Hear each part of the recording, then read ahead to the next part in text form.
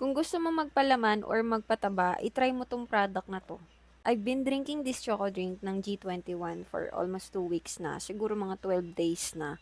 And I can say naman na it's working naman kasi 46 kilograms ako noon and ngayon is nag-gain ako ng more than 2 kilograms. Kasi 48 point something na yung kilo ko ngayon. Siguro pag kumain pa ako is mag 49 kilograms na ako.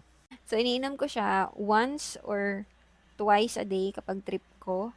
Meron din akong isa pang product na binili along with this, kaso hindi ko siya hiyang kasi para akong ina-acid, ganyan. So, ini-stop ko muna yan and ito muna yung tinuloy-tuloy kong inumin. And guys, natuwa ako kasi talagang nag-gain talaga ako ng weight for a short term lang, for a short period of time lang, 'di ba?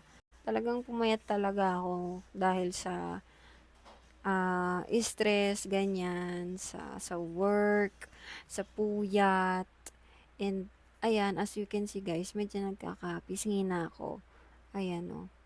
Inilagay ko na lang muna yung mic dito para mas marinig nyo ako kasi para mas ma-show off ko sa inyo ng better yung product. Each boxes has 10 sachets guys.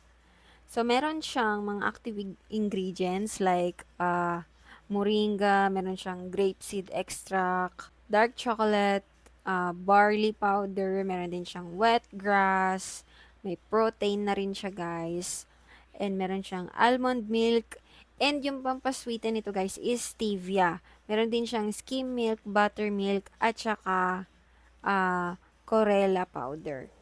And ayan, natural sweetener niya is stevia. So, hindi sugar yung ginamit dito, guys. Which is good para maiwasan, di ba, yung diabetes. Ganyan. So, meron siyang two ways of preparation, which is cold and hot. Ako, mas prefer ko yung hot kasi mas mabilis siya matunaw kaysa sa cold preparation. And guys, hindi to pwede sa mga bata. For adult use only lang to.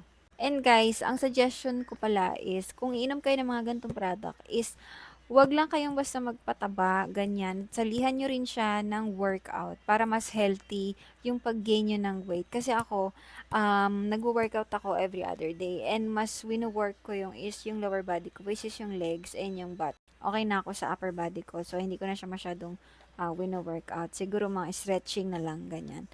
Para yung fats na nagigain nyo is magte-turn siya into muscles. So, yun lang yung suggestion ko, guys. Pero depende pa rin sa inyo kung tinatamad naman kayo mag-workout and gusto nyo lang talagang tumaba. Is okay lang din naman yun, guys. And guys, don't forget to like this video and i-follow nyo na rin ako para sa mga recommendations pa. I mean, mga products pa na i-recommend ko sa inyo. So, yun lang guys. Kung gusto nyo itry itong product na to, isi-click nyo yung itong yellow basket.